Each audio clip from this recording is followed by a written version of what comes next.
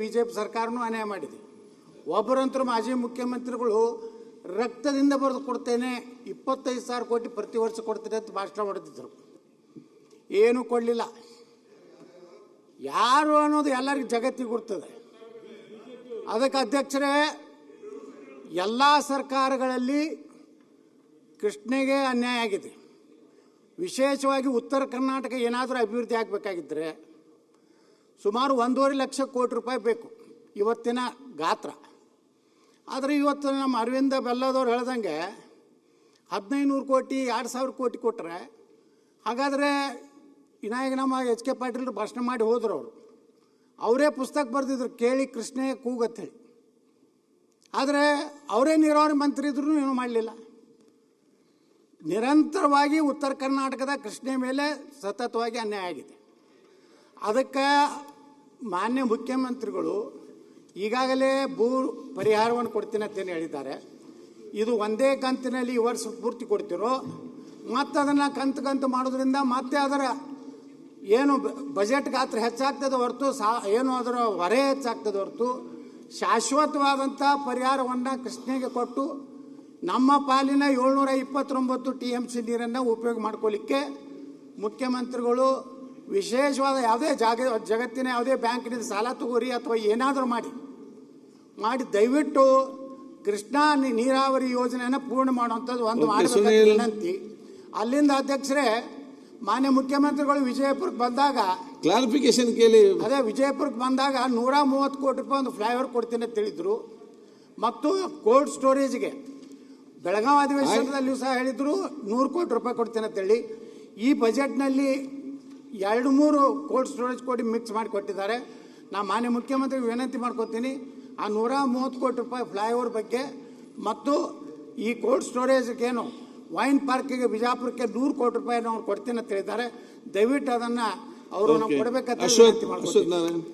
ಮಾನ್ಯ ಸಭಾಧ್ಯಕ್ಷರೇ, ಸನ್ಮಾನ್ಯ ಮುಖ್ಯಮಂತ್ರಿಗಳು ಏನೊಂದು ಶಿಕ್ಷಣಕ್ಕೆ ಕಳೆದ ವರ್ಷಕ್ಕಿಂತ ಈ ವರ್ಷ ಹೆಚ್ಚು ಹಣವನ್ನು ಖರ್ಚು ಮಾಡಿರೋ ಬಗ್ಗೆ ತಿಳಿಸ್ತಾ ಇದ್ರು.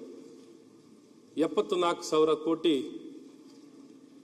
ಬಡ್ಜೆಟಲ್ಲಿ ಇಟ್ಟಿದ್ದೀವಿ ಅಂತ ಈ ವರ್ಷ. ಕಳೆದ ವರ್ಷ 65,000 ಕೋಟಿ ಶಿಕ್ಷಣಕ್ಕೆ. ಸರ್, ಶಿಕ್ಷಣಕ್ಕೆ 72,000, 74 ಅಲ್ಲ 72. ಏನೊಂದು ಶಿಕ್ಷಣದ ಪರಿಸ್ಥಿತಿ. ಈಗ 65,000 ಖರ್ಚು ಮಾಡಿದ್ದೀರಾ, ಈ ವರ್ಷ 72 ಮಾಡ್ತಾ ಇದ್ದೀರಾ. ಆದರೆ ಶಿಕ್ಷಣದ ಗುಣಮಟ್ಟ ಯಾವ ಪರಿಸ್ಥಿತಿಯಲ್ಲಿದೆ? FLN ಏನಿದೆ, ಅಥವಾ ನಿಪುಣ್ ಭಾರತ್ ಅಥವಾ FLN ಯಾವ ಮಟ್ಟದಲ್ಲಿದೆ? ಏನು ಖರ್ಚು ಮಾಡ್ತಿರೋದು ಜನಕ್ಕೆ ಉಪಯೋಗ ಆಗ್ತಿದ್ಯಾ? ಅದು ಮತ್ತೆ ಖರ್ಚು ಮಾತ್ರ ಅಲ್ಲ, ಲೆಕ್ಕ ಮಾತ್ರ ಅಂದ್ರೆ ನಾವು ಏನೇ ಖರ್ಚು ಮಾಡಿದ್ರು ಸರ್ಕಾರದಿಂದ ಇದು ನೋಡ್ರಿ, ಇದು ಖರ್ಚು ಇನ್ನೊಂದೆಲ್ಲ ಒಂದು ಹಣ ಖರ್ಚಾಯ್ತು ಅಂತ ಅಲ್ಲ. ನಮ್ಮ ಮಕ್ಕಳಿಗೆ, ವಿದ್ಯಾರ್ಥಿಗಳಿಗೆ ನಿಜವಾದ ಸಮಾನತೆ ಕೊಡಬೇಕು ಅನ್ನೋಂಥದ್ದು ಸಾಮಾಜಿಕವಾಗಿ, ಆರ್ಥಿಕವಾಗಿಯೂ, ಏನಾರ ರಾಜಕೀಯವಾಗಿಯೂ ತಗೊಂಡ್ರೆ ಇದನ್ನು ಸರಿಪಡಿಸಲಿಕ್ಕೆ ಅದಕ್ಕೆ ಶಿಕ್ಷಣಕ್ಕೆ ಈಗ ವಿಷಯ ಏನಿದೆ, ಬಜೆಟ್ ಮನ್ನಣೆ ಆಗಿದೆ. ನೀವು ಕೆಲವು ಸಂಶಯ ಎತ್ತಿದ್ದೀರಿ, ಅದಕ್ಕೆ ರಿಪ್ಲೈ ಕೊಟ್ಟಿದ್ದಾರೆ. ಮತ್ತೆ ಹೇಗೆ ಈಗ ದುಡ್ಡನ್ನು ಹೇಗೆ ಖರ್ಚಿನ ಟೈಮ್ ಇದೆಯಲ್ಲ, ಪ್ಲಾನ್ ಮಾಡಬಹುದು. ಈಗ ಕ್ಲಾರಿಫಿಕೇಶನ್ ಕೇಳಿ, ನನಗೆ ಅವಕಾಶ ಕೊಡಿ ಸಭಾಧ್ಯಕ್ಷ. ನಾನೇನು ಯೋಚನೆ ಮತ್ತೆ ಡಿಸ್ಕಸ್ ಮಾಡಬಹುದು. ಈಗ ಖರ್ಚು ಮಾಡ್ತಿರೋಂಥ ಹಣ ಸರಿಯಾಗಿ ಸದ್ಬಳಕೆ ಆಗಿಲ್ಲ, ಉಪಯೋಗ ಆಗಿಲ್ಲ, ಆಡಳಿತ ಸರಿ ಇಲ್ಲದ ಕಾರಣ ಗವರ್ನೆನ್ಸ್ ನೀವೇನು ಖರ್ಚು ಮಾಡ್ತಿದ್ದೀರಾ ಸದ್ಬಳಕೆ ಆಗ್ತಿಲ್ಲ. ಗುಣಮಟ್ಟದ ಶಿಕ್ಷಣವನ್ನು ಕೊಡ್ಲಿಕ್ಕೆ ಸರ್ಕಾರ ಸಂಪೂರ್ಣ ವಿಫಲವಾಗಿರುವಂಥದ್ದು ಬಹಳ ಮುಖ್ಯ. ಸನ್ಮಾನ್ಯ ಮುಖ್ಯಮಂತ್ರಿಗಳೇ, ನೀವು ಈ ದಿಕ್ಕಿನಲ್ಲಿ ಮುಖ್ಯಮಂತ್ರಿಗಳಾಗಿ ಅಧಿಕಾರವನ್ನು ವಹಿಸ್ಕೊಂಡಾಗ ಇದು 2ನೇ ಬಾರಿ ನೀವು ಮುಖ್ಯಮಂತ್ರಿ ಆಗ್ತಿರೋದು. ನಾನು ಏನೋ ನಿಮ್ಮನ್ನ ತೆಗೊಳ್ಬೇಕು ಅಂತ ಮಾತಾಡ್ತಿಲ್ಲ ಸರ್. ಆದರೆ ನೀವು ಕೊಡಬೇಕಾಗಿರುವಂಥ ಸಮಯ ಯಾವ ರೀತಿ ಸಮಯನ ಕೊಟ್ಟು ಗಮನ ಕೊಡಬೇಕಿತ್ತು, ಶಿಕ್ಷಣಕ್ಕೆ ನೀವು ಏನೂ ಸಮಯ ಕೊಟ್ಟಿಲ್ಲ, ಯಾವ ಆದ್ಯತೆಯನ್ನು ಕೊಟ್ಟಿಲ್ಲ. ಹಾಗಾಗಿ ದುಡ್ಡು ಖರ್ಚು ಮಾಡಿರುವಂಥದ್ದು ಏನು ಉಪಯೋಗ ಆಗಿಲ್ಲ. ಒಂದು. 2ನೇದು ಕೌಶಲ್ಯತೆ. ಈ ಸರ್ಕಾರ ಅಧಿಕಾರಕ್ಕೆ ಬಂದಾಗಿಂದ ಎಷ್ಟು ಜನಕ್ಕೆ ಕೌಶಲ್ಯತೆ ಕೊಟ್ಟಿದ್ದಾರೆ? 3ನೇದು ಎಷ್ಟು ಜನಕ್ಕೆ ಉದ್ಯೋಗ ಕೊಟ್ಟಿದ್ದಾರೆ? ಎಷ್ಟು ಜನಕ್ಕೆ ನಿಮ್ಮ ಸರ್ಕಾರ ಅಧಿಕಾರಕ್ಕೆ ಬಂದ ದಿನದಿಂದನೂ, ಯಾಕಂದ್ರೆ ಪ್ರತಿಪಕ್ಷವಾಗಿದ್ದಾಗ ಯಾವಾಗಲೂ ನೀವು ಆಡ್ತಿದ್ದಂಥ ಮಾತುಗಳನ್ನ ನಾನು ಕೇಳಿಸ್ಕೊತಿದ್ದೆ. ಆದರೆ ಅಧಿಕಾರಕ್ಕೆ ಬಂದಾದ್ಮೇಲೆ ಈ ವಿಚಾರದ ಬಗ್ಗೆ ಎಷ್ಟು ಜನಕ್ಕೆ ಉದ್ಯೋಗ ಕೊಟ್ಟಿದ್ದೀವಿ, ಆಡಳಿತಕ್ಕೆ ಬಂದು ಅನ್ನೋಂಥ ಅಂಕಿಅಂಶವನ್ನು ತಾವು ಹೇಳಬೇಕು ಅನ್ನೋದು ನಾವು ಬಯಸ್ತೀವಿ. ಕೌಶಲ್ಯತೆ ಎಷ್ಟು ಜನಕ್ಕೆ ಕೊಟ್ಟಿದ್ದೀರಾ? ಯಾಕೆಂದ್ರೆ ಉದ್ಯೋಗ ಮೇಳಗಳನ್ನ ಕೋಟ್ಯಾಂತರ ರೂಪಾಯಿ ಖರ್ಚು ಮಾಡಿ ಉದ್ಯೋಗ ಮೇಳ ಮಾಡಿದ್ದೀರಾ. ಆದರೆ ಉದ್ಯೋಗ ಕೊಟ್ಟಿರೋಂಥ 4ನೇದು, ನಿಮ್ಮ ಸರ್ಕಾರ ಅಧಿಕಾರಕ್ಕೆ ಬಂದ ದಿನದಿಂದನೂ ಎಷ್ಟು ಮಾತ್ರೆ ಕೊಂಡಿದ್ದೀರಾ, ಔಷಧಿ ಕೊಂಡಿದ್ದೀರಾ? ಆರೋಗ್ಯ ಇಲಾಖೆಯಿಂದ ಎಷ್ಟು ರೂಪಾಯಿಯನ್ನ ನಿಗದಿ ಮಾಡಿ ತಾವು ಔಷಧಿನ ಕೊಂಡಿದ್ದೀರಾ ಹೇಳಿದ್ರೆ ನಮಗೂ ತಿಳಿಯುತ್ತೆ. 5ನೇದು, ತಾವು ಬೆಂಗಳೂರಿನ ಬಡ್ಜೆಟ್ ಬಗ್ಗೆ, ಯಾಕೆಂದ್ರೆ ನಾನು ನೋಡ್ತಾ ಇದ್ದೀನಿ, ನಮ್ಮ ಅವಧಿನಲ್ಲಿ ಎಷ್ಟು ಖರ್ಚು ಮಾಡಿದ್ದೀವಿ, ಎಷ್ಟು ಬಿಡುಗಡೆ ಆಗಿದೆ ಕಾರ್ಪೊರೇಷನ್, ಬೆಂಗಳೂರು ಕಾರ್ಪೊರೇಷನ್ಗೆ, ನಿಮ್ಮ ಅವಧಿನಲ್ಲಿ ಎಷ್ಟು ಹಣ ಬಿಡುಗಡೆ ಆಗಿದೆ ಅನ್ನೋಂಥ ಅಂಕಿಅಂಶನೂ ಹೇಳಿ ಅಂತ ಕೇಳ್ಕೊತೀನಿ. ಇಲ್ಲ ಕೂತ್ಕೊಳ್ರಿ, ಆಮೇಲೆ ಕೇಳಪ್ಪ, ಆಮೇಲೆ ಕೇಳಪ್ಪ. ಇಲ್ಲ ಆಮೇಲೆ ಎಲ್ಲ ಕೇಳಿ ಕನ್ಫ್ಯೂಷನ್ ಆಗುತ್ತೆ. ಇವ್ರಿಗೆ ಹೇಳಿದ್ಮೇಲೆ ನೀವು ಕೇಳಪ್ಪ,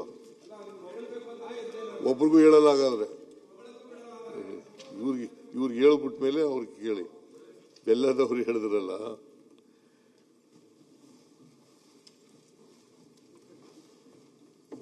ಇಪ್ಪತ್ನಾಲ್ಕು 25ರಲ್ಲಿ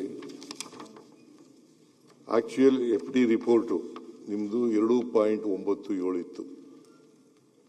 2.9 ಫಿಸ್ಕಲ್ ಡಿಫಿಸಿಟ್ 2.97 ಇತ್ತು.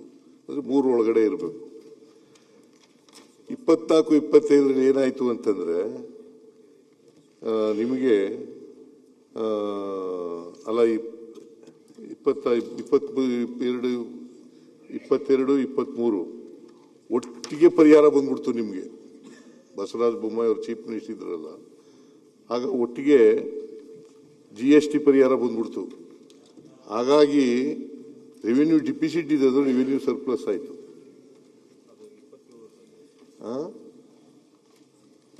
ಸೊ ಅದರಿಂದ GST ಗ್ಯಾಪ್ ಎಲ್ಲ ಒಂದೇ ಸಾರಿ ಬಂತು ಅವ್ರ ಕಾಲದಲ್ಲಿ. ಹೌದು GST ಗ್ಯಾಪ್ ಅಲ್ಲಪ್ಪ, GST ಪರಿಹಾರ. ಕಾಂಪನ್ಸೇಷನ್ ನಿಮಗೆ ಗೊತ್ತಿಲ್ಲ, ಗ್ಯಾಪ್ ಅಲ್ಲ ಅದು, ಕಾಂಪನ್ಸೇಷನ್ ಪರಿಹಾರ ಒಟ್ಟಿಗೆ ಬಂದ್ಬಿಡ್ತು.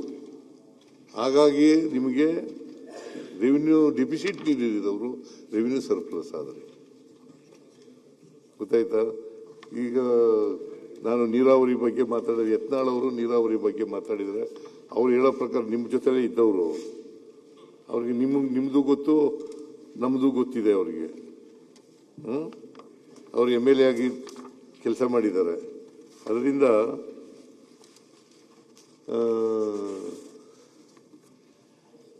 ಅವರು ನಿಮ್ಮ BJP ಸರ್ಕಾರನೂ ಏನು ಮಾಡಲಿಲ್ಲ ಅಂತ ಹೇಳಿದ್ದಾರೆ.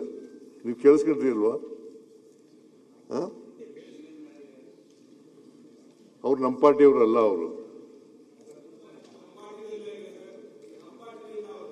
ನಮ್ಮ ಪಾರ್ಟಿ BJPನಲ್ಲೇ ಇರೋದು. ಪಾಪ ಅವರು BJP ಅವ್ರು ಕರೀಲಿ ಅಂತ ಕಾಯ್ತಾ ಕೂತಿದ್ದಾರೆ. ಕರೆದ್ರೆ ಅಲ್ಲಿಗೆ BJPಗೆ ಹೋಗೋದು. ಮಾನ್ಯ ಮುಖ್ಯಮಂತ್ರಿಗಳೇ, ನಾನು ಯಾರು ಕರೀಲಿ ಆರ್ಮನಿಗೆ ಹೋಗಿ ಕೈಕಾಲು ಹಿಡಿಯುವಂತ ದಂಧ ಮಾಡೋದು ಅಲ್ಲ. ಕೈಕಾಲು ಹಿಡಿಯಲ್ರಿ, ಕರೆದ್ರೆ ಹೋಗ್ತೀವಿ. ನಮ್ಮ ತಾಕತ್ ಮ್ಯಾಗ ನಾ ರಾಜಕಾರಣ ಮಾಡ್ತೀನಿ. ಯಾವುದೋ ಗುಲಾಮಗಿರಿ ಕೆಲಸ ಮಾಡೋದು, ಯಾರಿಗೂ ಅಪ್ಪಾಜಿ ಅನ್ನುವಂತ ನಾಯಕ ನಾನು ಅಲ್ಲ. ಆಯ್ತ್ರಿ ಯತ್ನಾಳ್ ಅವ್ರೆ, ನೀವು ಗೆದ್ದಿರೋದು BJP ಟಿಕೆಟ್ ಮೇಲೆ. ನಾ BJPದಿಂದ ಗೆದ್ದೀನಿ, ಪಕ್ಷೇತರದಿಂದ ಗೆದ್ದೀನಿ. ಅದು ಗೆದ್ದಿದ್ದೀರಿ. ಅದು ಜನರ ಆಶೀರ್ವಾದ ನಮ್ಮ ಮೇಲೆ ಎಲ್ಲೇ ಇದೆ. ನಾ ಎಲ್ಲಿದ್ರು ನಾ ಗೆಲ್ತೀನಿ. ಪಾಪ ನೀವು ಗೆದ್ದು ಬರ್ರಿ ಅಂತಲೇ ನಾನು ಆಸೆ ಪಡೋದು. ನೀವು ಗೆದ್ದು ಬರ್ರಿ. ಆದರೆ BJP ಟಿಕೆಟ್ ಮೇಲೆ ಹೋದ್ ಸಾರಿ ಗೆದ್ದಿರೋದು. ನಿಮಗೆ BJP ಅಧಿಕಾರದಲ್ಲಿ ಇದ್ದಾಗಲೂ MLA ಆಗಿದ್ರಿ, BJP ಅಧಿಕಾರದಲ್ಲಿ ಇದ್ದಾಗಲೂ MLA ಆಗಿದ್ದೀರಿ. ನಿಮ್ಗೆ ಎರಡೂ ಗೊತ್ತಿದೆ. BJP ಸರ್ಕಾರನೂ ಗೊತ್ತಿದೆ, BJP ವಿರೋಧ ಪಕ್ಷದಲ್ಲಿ ಇದ್ಕೊಂಡು ಕೂಡ ಗೊತ್ತಿದೆ, ನಮ್ಮ ಸರ್ಕಾರನೂ ಕೂಡ ಗೊತ್ತಿದೆ. ಅದರಿಂದ ನಾವು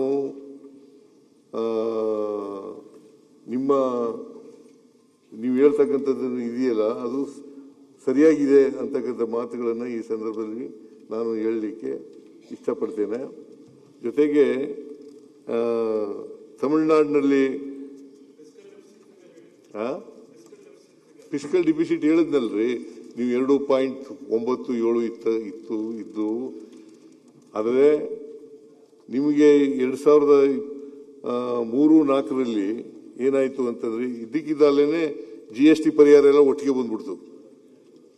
ಆಗ ರೆವಿನ್ಯೂ ಡಿಫಿಸಿಟ್ನಲ್ಲಿ ಇದ್ದವರು ರೆವಿನ್ಯೂ ಸರ್ಪ್ಲಸ್ಗೆ ಬಂದ್ರಿ. ಸೊ ಇದು ಮುಖ್ಯವಾಗಿ ಕಾರಣ ಅಂತಕ್ಕಂಥ ಮಾತುಗಳನ್ನು ತಮಗೆ ತಿಳಿಸ್ಲಿಕ್ಕೆ ಬಯಸ್ತಾ ಇದ್ದೇನೆ. ಆಮೇಲೆ ನಿಮ್ಮಲ್ಲಿ ಒಂದು ಫ್ಲೈಓವರ್ ಮಾಡ್ತೀನಿ ಅಂತ ಹೇಳಿದ್ದೀನಿ. ನಾನು ಬಿಜಾಪುರಕ್ಕೆ ಬಂದಿದ್ದಾಗ ಫ್ಲೈಓವರ್ ಮಾಡ್ತೀನಿ ಅಂತ ಬಜೆಟ್ನಲ್ಲಿ ಹೇಳಕ್ಕಾಗಿಲ್ಲ, ಮುಂದೆ ಅದನ್ನು ಮಾಡಿಕೊಡ್ತೇನೆ ಅಂತಕ್ಕಂಥ ಮಾತುಗಳನ್ನು. ಮುಖ್ಯಮಂತ್ರಿ ಇನ್ನೊಂದು ಕೋಲ್ಡ್ ನಮ್ದು ವೈನ್ ಪಾರ್ಕ್ದು 100 ಕೋಟಿ ರೂಪಾಯಿ ಕೊಡ್ತೇನೆ ಅಂದಿದ್ರಿ. ಅದು ಬಜೆಟ್ನಲ್ಲಿ ಇನ್ನೂ 3 ಯಾವ ಹೊನ್ನಾಳಿ ಮತ್ತು ಇದನ್ನು ಸೇರಿಸಿ ಇವತ್ತ ಅದನ್ನ ಮಾಡಿದ್ರಿ. ದಯವಿಟ್ಟು ಬಿಜಾಪುರಕ್ಕೆ ನೀವು ಭಾಷಣ ಮಾಡುವಾಗ ಹೇಳಿದ್ರಿ ಅದನ್ನ ವೈನ್ ಪಾರ್ಕ್ ಮಾಡಬೇಕು ಅಂತ. ಅದನ್ನ ನೋಡೋಣ, ಪರಿಶೀಲನೆ ಮಾಡ್ತೀನಿ ಅಂತ ಹೇಳಿದ್ದೀನಿ. ಇಲ್ಲ ಪರಿಶೀಲನೆ ಹೇಳಿಲ್ಲ ಮುಖ್ಯಮಂತ್ರಿಗಳೇ, 100 ಕೋಟಿ ಕೊಡ್ತೀನಿ ಅಂತ ನೀವು ಹೇಳಿದಿರಿ. ಅದು ಇಲ್ಲಿ ಅಸೆಂಬ್ಲಿನಲ್ಲಿ ಕಮಿಟ್ ಆಗಿರ್ತಕ್ಕಂಥ ವಿಚಾರ ಅಲ್ಲ. ಭಾಷಣ ಮಾಡುವಾಗ ಅದು ಪರಿಶೀಲನೆ ಮಾಡ್ತೀನಿ ಅಂತ ಹೇಳಿರ್ತಕ್ಕಂಥದ್ದು. ಅದರಿಂದ ಆಮೇಲೆ ಇದನ್ನ ಹೇಳಿದ್ರೆ ನೀವೇ ಹೇಳಿದಿರಿ ಅಶ್ವಥ್ ನಾರಾಯಣ ಅವರೇ, 95% ಸಂಬಳಕ್ಕೆ ಹೋಗ್ತದೆ ಅಂತ. 95% ಸಂಬಳಕ್ಕೆ ಹೋಗೋದು, ಇನ್ನು ಎಷ್ಟು ದುಡ್ಡು ಉಳಿತದೆ? ಅದು ಸರಿಯಾಗಿ ಕೆಲಸ ಮಾಡಿಲ್ಲ ಅಂತ ಹೇಳತಕ್ಕಂಥದ್ದು ಸರಿಯಾದ ಕ್ರಮನ? ನೀವು ನೋಡ್ಕೊಂಡಿಲ್ಲ ಅಂತಕ್ಕಂಥದ್ದು ಸರಿಯಾದ ರೀತಿನ? ಎಜುಕೇಶನ್ ಡಿಪಾರ್ಟ್ಮೆಂಟ್ನ ಅದಕ್ಕೆ ಕನ್ಸರ್ನ್ ಮಿನಿಸ್ಟ್ರಿ ಇದ್ದಾರೆ, ನಾನು ಕೂಡ ನೋಡ್ತಾ ಇದ್ದೀನಿ, ಹಾಗಾಗಿ ರಿವ್ಯೂ ಮಾಡ್ತೀನಿ. ನೀವೇ 95% ಸಂಬಳ, ಈ ಎಷ್ಟು ದುಡ್ಡು ಕೊಡ್ತೀರಿ ಅಷ್ಟು ದುಡ್ಡಲ್ಲಿ 95% ಸಂಬಳಕ್ಕೆ ಹೋಗ್ತದೆ ಅಂತ ಹೇಳ್ತೀರಿ. ಅಭಿವೃದ್ಧಿಗೆ, ಡೆವಲಪ್ಮೆಂಟ್ಗೆ ಇರ್ತಕ್ಕಂಥದ್ದು ಬಹಳ ಕಡಿಮೆ ಹಣ ಅಲ್ವಾ? ಅದರಿಂದ ಮಾನ್ಯ ಅಧ್ಯಕ್ಷರೇ, ಇವ್ರಿಗೆ ಬೇರೆಯವರು ಕ್ಲಾರಿಫಿಕೇಶನ್ ಕೇಳ್ತಾರೆ, ಅವ್ರು ಕೇಳಲಿ. ಅಶೋಕ್ ಅವರು, ಸುರೇಶ್. ಸಿದ್ದರಾಮಯ್ಯನವರು 4,48,404 ಕೋಟಿ ಬಡ್ಜೆಟ್ ಅನ್ನ ಮಂಡಿಸಿ ಅದ್ರ ಬಗ್ಗೆ ನಾವೆಲ್ಲ ಮಾತಾಡಿದ್ದು, ಏನೇನೋ ರೀಸನ್ಗಳನ್ನ ಕೊಟ್ಟಿದ್ದು, ಈ ಭಾಗ್ಯಗಳ ಬಗ್ಗೆಯನ್ನು ಕೂಡ ಮುಖ್ಯವಾಗಿ ನಾನು ಮಾತಾಡಿದ್ದೆ. ಸುಮಾರು 44 ನಿಮಿಷ ನಾನು ಮಾತಾಡಿದ್ದೆ ಬಡ್ಜೆಟ್ ಮೇಲೆ. ಸಿದ್ದರಾಮಯ್ಯನವರು ಸಾಹೇಬರು ನೋಡಿದ್ರೇನೋ ಗೊತ್ತಿರೋ ಮಾನ್ಯ ಮುಖ್ಯಮಂತ್ರಿಗಳು. ಆದರೆ ನಾವಲ್ಲಿ ಹೇಳಿದ್ದು ಭಾಗ್ಯಗಳಿಂದ ರಾಜ್ಯಕ್ಕೆ ಹೊರೆ ಆಗ್ತಾ ಇದೆ ಅಂತೇಳಿ ನಾನಲ್ಲ, ಪ್ರಜಾವಾಣಿದು ಒಂದು ವಿಶ್ಲೇಷಣೆ ಬರೆದಿದ್ದು ಕೂಡ ನಾನು ಇಲ್ಲಿ ಕೋಟ್ ಮಾಡಿ ಹೇಳಿದ್ದೆ. ಅಂದ್ರೆ ಈ ಭಾಗ್ಯಗಳಿಂದ ಮುಂದೆ ಏನೇನು ಸವಾಲುಗಳು ಬರ್ತವೆ ಅಂತ. ಈಗಿರೋದು ಅವ್ರ ಪ್ರಕಾರ ಫಿಸಿಕಲ್ ಡಿಫಿಸಿಟ್ ಬಡ್ಜೆಟ್ನ ಮಂಡಿಸಿದ್ದಾರೆ. ಆದರೆ 0.6 ಇದೆ ಇವತ್ತು. 25 ಇರಬೇಕಾಗಿರೋದು 24.94 ಬಂದು ನಿಂತ್ಬಿಟ್ಟಿದೆ. ನೆಕ್ಸ್ಟ್ ಇಯರು ಸಾಲ ಮಾಡೋಕ್ಕಾಗಲ್ಲ ಅಂತೇಳಿ ಹಲವಾರು ಪತ್ರಿಕೆಗಳು ಕೂಡ ಬರೆದಿದ್ದಾರೆ. ಮುಂದೆ ಸಿದ್ದರಾಮಯ್ಯವರಿಗೆ ಬಡ್ಜೆಟ್ ಮಾಡಿಸೋದು ಬಹಳ ಕಷ್ಟ ಆಗುತ್ತೆ ಅಂತ.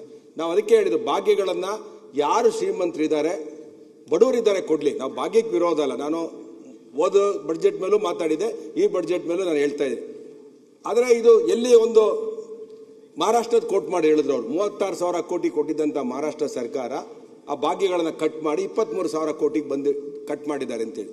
ನಾನು ಸರ್ಕಾರಕ್ಕೆ ಕೇಳೋದೇನೋ ಎಲ್ಲೆಲ್ಲಿ ಸರಿ ಮಾಡ್ಬೋದು, ಇದು ಕರ್ನಾಟಕ ರಾಜ್ಯದ ಹಿತದೃಷ್ಟಿಯಿಂದ, ನಾನು ಒಬ್ಬನಿಗೋಸ್ಕರ ಮತ್ತೆ ಅಲ್ಲ. ಅದರಿಂದ ನಾನು ಹೇಳೋದು ಮಾನ್ಯ ಮುಖ್ಯಮಂತ್ರಿಗಳಿಗೆ, ಎಲ್ಲೆಲ್ಲಿ ಇದರ ಭಾಗ್ಯಗಳನ್ನು ಕಡಿಮೆ ಮಾಡ್ಬೋದು. ಮತ್ತೆ ಇನ್ನೊಂದು, ನಾನು ಪಬ್ಲಿಕ್ ಅಕೌಂಟ್ಸ್ ಕಮಿಟಿ ಸದಸ್ಯ ಇದ್ದೇನೆ. ಅಲ್ಲಿ ಬರ್ದು ಆರ್ಬಿಟ್ರೇಷನ್ ಅಲ್ಲಿ ಮತ್ತೊಂದರಲ್ಲಿ ಬರ್ತಾ ಇದ್ಬೇಕಾದ್ರೆ ಸಾಕಷ್ಟು 1,000-2,000 ಕೋಟಿ ಆರ್ಬಿಟ್ರೇಷನ್ ಮೇಲೆ ಹಾಕೊಳ್ತಾರೆ. ಅದ್ರ ಮೇಲೆ ಸರ್ಕಾರಕ್ಕೆ ಹೊರೆ ಜಾಸ್ತಿ ಆಗುತ್ತೆ. ಅವನ್ನ ಎಲ್ಲೆಲ್ಲಿ ಕಡಿತ ಮಾಡ್ಬೋದು, ಲೂಪ್ ಹೋಲ್ಸ್ಗಳನ್ನು, ಅದನ್ನ ಟೈಟ್ ಮಾಡ್ಬೇಕು. ಇನ್ನೂ ಮಾನ್ಯ ಮುಖ್ಯಮಂತ್ರಿಗಳ ಅನುಭವ ಇದೆ, 17 ಬಡ್ಜೆಟ್ಗಳನ್ನ ಮಂಡಿಸಿರುವಂತ ಒಂದು ದೊಡ್ಡ ಅನುಭವ ಇದೆ. ಅದರಿಂದ ನಾನು ಈ ಸಂದರ್ಭದಲ್ಲಿ ಮತ್ತೆ ಇನ್ನೊಂದು ಮುಖ್ಯವಾಗಿ ಹೇಳಿದ್ರು, ಕ್ಯಾಪಿಟಲ್ ಎಕ್ಸ್ಪೆಂಡಿಚರ್ 84,000 ಕೋಟಿ ನಾವು ಕ್ಯಾಪಿಟಲ್ ಎಕ್ಸ್ಪೆಂಡಿಚರ್ನ 3 ವರ್ಷದಿಂದ ಖರ್ಚು ಮಾಡಿದ್ದೇವೆ ಅಂತೇಳಿ. ಆದರೆ ನಮಗೆ ಒಂದು ರಸ್ತೆ, ಒಂದು ಚಿಕ್ಕ ಉದಾಹರಣೆ, ನಾನು MCom ಗ್ರಾಜ್ಯುಯೇಟ್, ಇದು ಬುಕ್ ಅಡ್ಜಸ್ಟ್ಮೆಂಟು ಮತ್ತೆ ಈ ಬ್ಯಾಡ್ ಡೇಟ್ಸ್ಗಳು, ಬುಕ್ ಅಡ್ಜಸ್ಟ್ಮೆಂಟ್ಗಳು ಹೆಂಗ್ ನಡೀತದೆ, ಬ್ಯಾಲೆನ್ಸ್ ಶೀಟ್ ಲಾಸ್ಟಲ್ಲಿ ಎಷ್ಟು ಖರ್ಚಾಯ್ತು ಅಂತ ಅಧಿಕಾರಿಗಳು ಮತ್ತೆ ಬಹಳ ಬುದ್ಧಿವಂತಿಕೆಯಿಂದ ಮಂಡಿಸ್ಕೊಡ್ತಾರೆ ಮುಖ್ಯಮಂತ್ರಿಗಳಿಗೆ. ಆದರೆ ನಾನು ಹೇಳೋದು 84 ಲಕ್ಷ ಕೋಟಿ ಕ್ಯಾಪಿಟಲ್ ಎಕ್ಸ್ಪೆಂಡಿಚರ್ನ ನಾವು ಮಾಡಿದ್ದೇವೆ ಅಂತ ಹೇಳಿದ್ರೆ 84,000 ಕೋಟಿ. ಅದರಲ್ಲಿ ನಮಗೆ ಒಂದು ರಸ್ತೆ ಕೊಟ್ಟರು, ಯಾವುದು RDPR ಇಂದ 10 ಕೋಟಿ ರೂಪಾಯಿನ 3 ವರ್ಷದ ಹಿಂದೆ ಅದು ಅನೌನ್ಸ್ ಮಾಡಿದ್ರು. ಫಸ್ಟ್ ಬಡ್ಜೆಟ್ ಅಲ್ಲಿ ಇಂಪ್ಲಿಮೆಂಟ್ ಆಗ್ತಾ ಇದೆ. ಬರೀ ಅದಕ್ಕೆ ಹಣ ಬಿಡುಗಡೆ ಮಾಡೋದು ಎಷ್ಟಪ್ಪ ಅಂದ್ರೆ 2 ಕೋಟಿ, 13% ಬಿಡುಗಡೆ ಆಗಿದೆ. ಕ್ಯಾಪಿಟಲ್ ಎಕ್ಸ್ಪೆಂಡಿಚರ್ 84,000 ಕೋಟಿ ಖರ್ಚು ಮಾಡ್ಬೇಕಾದ್ರೆ ಯಾಕೆ ಹಣ ಕೊಡೋಕ್ಕೆ ಒಂದು ರಸ್ತೆಗೆ 10 ಕೋಟಿ ರೂಪಾಯಿ ಹಣ ಕೊಟ್ಟಿರೋದು, ಇಲ್ಲಿವರೆಗೂ ಯಾಕೆ ಅದನ್ನ ಹಣ ಬಿಡುಗಡೆ ಆಗಿ ರಸ್ತೆ ಕಂಪ್ಲೀಟ್ ಮಾಡಕ್ಕೆ ಸಾಧ್ಯ ಆಗಿಲ್ಲ? ಇದು ಪ್ರಶ್ನೆಗಳು. ಆಮೇಲೆ ನಮಗೆ ಕರೆಂಟ್ ಬಿಲ್ಲು ಇವತ್ತು ಜನಜೀವನ ಯಾವ್ಯಾವುದ್ರಲ್ಲಿ ಹಣ ಇವತ್ತು ನಮ್ಮ ನೀರಾವರಿ ಸಚಿವರು ಇಲ್ಲಿ ಕೂತಿದ್ದಾರೆ. ಲಿಫ್ಟ್ ಇರಿಗೇಷನ್ ನಾನೊಂದು ಕ್ವಶನ್ ಕೇಳಿದೆ.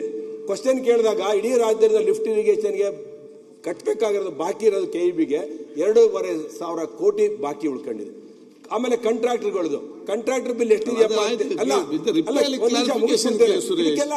ಕಾಂಟ್ರಾಕ್ಟರ್ ಬಿಲ್ಲು ಟೋಟಲ್ ರಾಜ್ಯದಲ್ಲಿ ಬೀದಿಗಿಳಿದು ಹೋರಾಟ ಮಾಡಿ 1 ಲಕ್ಷ ಕೋಟಿ 1 ಲಕ್ಷ ಕೋಟಿ ಬಿಲ್ಲು ಬಾಕಿ ಇರಬೇಕಾದ್ರೆ ಹಣಕಾಸು ಪರಿಸ್ಥಿತಿ ಯಾವ ರೀತಿ ಇದೆ ಅನ್ನೋದನ್ನ ಮುಖ್ಯಮಂತ್ರಿಗಳು ಇನ್ನೊಂದ್ಸಲಿ ವಿಶ್ಲೇಷಣೆ ಮಾಡಿ ನಮ್ಗೆ ಹೇಳ್ಬೇಕು ಅಂತ ಹೇಳಿ ವಿನಂತಿ ಮಾಡ್ತೀನಿ. ಮಾನ್ಯ ಅಧ್ಯಕ್ಷರೇ, ಒಟ್ಟು ಮಾನ್ಯ ಮುಖ್ಯಮಂತ್ರಿಗಳು, ನಾನು ಅಕಾಡೆಮಿಕಲಿ ಕೆಲವು ವಿಷಯಗಳನ್ನು ನಿಮ್ಮಿಂದ ಅಪೇಕ್ಷೆಯನ್ನು ಪಡ್ತೇನೆ. ಬಂಡವಾಳ ವೆಚ್ಚಕ್ಕೆ ನಾವು ದೊಡ್ಡ ಪ್ರಮಾಣದಲ್ಲಿ ಖರ್ಚು ಮಾಡ್ತಾ ಇದ್ದೀವಿ, ನಮ್ಮ ರಾಜ್ಯದ ಬಜೆಟ್ ಗಾತ್ರಕ್ಕೂ ಬೇರೆ ರಾಜ್ಯದ ಬಜೆಟ್ ಗಾತ್ರಕ್ಕೂ ಬಹಳ ವ್ಯತ್ಯಾಸ ಆಗಿದೆ ಅನ್ನೋದನ್ನ ನೀವು ಅಂಕಿಅಂಶಗಳ ಮುಖಾಂತರ ಸಮರ್ಥಿಸಿಕೊಳ್ಳುವಂಥ ಪ್ರಯತ್ನವನ್ನು ನೀವು ಮಾಡಿದ್ರಿ. ನಮ್ಮ CAG ರಿಪೋರ್ಟ್ನಲ್ಲಿ ಒಂದು ಅಂಶವನ್ನು ನಿಮ್ಮ ಗಮನಕ್ಕೆ ತರ್ತೇನೆ ಅಷ್ಟೇ ನಾನು, ಯಾಕೆಂದ್ರೆ ನಮಗೂ ಅರ್ಥ ಆಗಬೇಕು ಅನ್ನೋ ಕಾರಣಕ್ಕೆ. ಅವ್ರು ಏನು ಹೇಳ್ತಾರೆ ಅಂದರೆ, ಬಂಡವಾಳ ವೆಚ್ಚ, ರಸ್ತೆ ಸೇತುವೆಗಳಿನ ಮೇಲಿನ ಬಂಡವಾಳ ವೆಚ್ಚ -31.05, ಮಾಧ್ಯಮ ನೀರಾವರಿ ಮೇಲಿನ ಬಂಡವಾಳ ವೆಚ್ಚ -18.54, ನಗರಾಭಿವೃದ್ಧಿ ಮೇಲಿನ ಬಂಡವಾಳ ವೆಚ್ಚ -94.89%. ಅದರಲ್ಲಿ ಅವ್ರು ಹೇಳ್ತಾರೆ, ವಿಶೇಷವಾಗಿ ಶಿಕ್ಷಣ, ಆರೋಗ್ಯ, ಕೌಶಲ್ಯಾಭಿವೃದ್ಧಿ, ಮೂಲಸೌಕರ್ಯ ಮತ್ತು ಸಂಶೋಧನೆ ಮತ್ತು ಅಭಿವೃದ್ಧಿಯ ಬಳಿ ಬಂಡವಾಳ ಹೂಡಿಕೆ ಮಾಡುವಲ್ಲಿ ಪ್ರಾಥಮಿಕ ಪಾತ್ರವನ್ನು ಹೊಂದಿದೆ ಎಂದು ಒಪ್ಪಿಕೊಂಡಿದ್ದರೂ ರಸ್ತೆಗಳು ಮತ್ತು ಸೇತುವೆಗಳು, ನಗರಾಭಿವೃದ್ಧಿ ಮತ್ತು ಆರೋಗ್ಯದ ಅಡಿಯಲ್ಲಿ ಬಂಡವಾಳ ವೆಚ್ಚವು ಹಿಂದಿನ ವರ್ಷಕ್ಕೆ ಹೋಲಿಸಿದರೆ ಗಣನೀಯವಾಗಿ ಕಡಿಮೆ ಆಗಿದೆ ಎಂದು ಕೋಷ್ಟಕದಲ್ಲಿ ತಿಳಿಯಬಹುದಾಗಿದೆ ಅಂತ ಹೇಳ್ತಾರೆ. ನೀವು ಸುರೇಶ್ ಗೌಡ್ರು ಹೇಳಿದಂತೆ 84,000 ಕೋಟಿ ರೂಪಾಯಿ 84,000 ಕೋಟಿ ರೂಪಾಯಿಯನ್ನ ಬಂಡವಾಳ ವೆಚ್ಚಕ್ಕೆ ಖರ್ಚು ಮಾಡ್ತೀರಿ ಅಂತ ಒಂದ್ ಕಡೆ ಹೇಳ್ತೀರಿ. ಇಲ್ಲಿ ನಿಮ್ಮ ಕೋಷ್ಟಕದಲ್ಲೇ CAG ರಿಪೋರ್ಟ್ನಲ್ಲಿ 7-8 ಡಿಪಾರ್ಟ್ಮೆಂಟ್ಗಳು ಎಷ್ಟು % ಮೈನಸ್ ಬಂದಿದೆ ಅಂತ ಹೇಳ್ತಾ ಇದ್ದಾರೆ ಅವರು.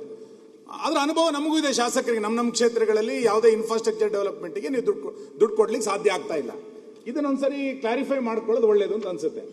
ಎರಡನೇದು, ಗ್ಯಾರಂಟಿ ಯೋಜನೆಗಳ ಬಗ್ಗೆ ನಮ್ದೇನು ವಿರೋಧ ಇಲ್ಲ, ಆದರೆ ಗ್ಯಾರಂಟಿ ಯೋಜನೆಗಳು ಆರ್ಥಿಕತೆಯ ಬೆಳವಣಿಗೆಯಲ್ಲಿ ಎಂತ ದುಷ್ಪರಿಣಾಮವನ್ನು ಬೀರ್ತಾ ಇದ್ದಾರೆ ಅಂತ ಅವರು ಉಲ್ಲೇಖ ಮಾಡ್ತಾರೆ. ನೀವು ಅದನ್ನ ಬೇರೆ ಬೇರೆ ರೂಪದಲ್ಲಿ ಸಮರ್ಥಿಸ್ಕೊಳ್ಬಹುದು. ಅವರು ಅದನ್ನ ಆ ಗ್ಯಾರಂಟಿ ಯೋಜನೆಗಳ ಬಗ್ಗೆ ಅವರು ಕೋಟ್ ಮಾಡೋದೇನು ಅಂತ ಕೇಳಿದ್ರೆ, ಖಾತರಿ ಯೋಜನೆಗಳು ಮತ್ತು ಅದರಿಂದ ಉಂಟಾಗುವ ಕೊರತೆಗಳನ್ನು ನೀಗಿಸಲು ರಾಜ್ಯವು 63,000 ಕೋಟಿ ನಿವ್ವಳ ಮಾರುಕಟ್ಟೆಯ ಸಾಲವನ್ನು ಪಡೆದುಕೊಂಡಿತ್ತು. ಇದು ಕಳೆದ ವರ್ಷದ ನಿವ್ವಳ ಸಾಲಗಿಂತ 37,000 ಕೋಟಿ ಹೆಚ್ಚಾಗಿದೆ.